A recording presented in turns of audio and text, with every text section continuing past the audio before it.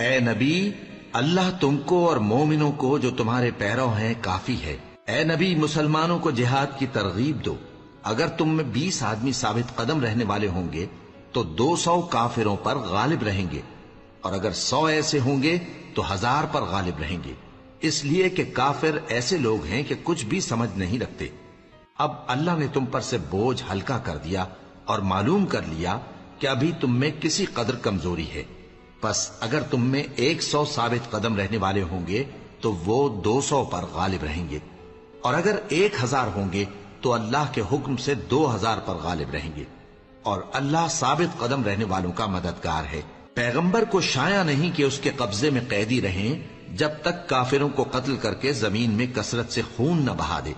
تم لوگ دنیا کے مال کے طالب ہو اور اللہ آخرت کی بھلائی چاہتا ہے، اور اللہ غالب ہے، حکمت والا ہے۔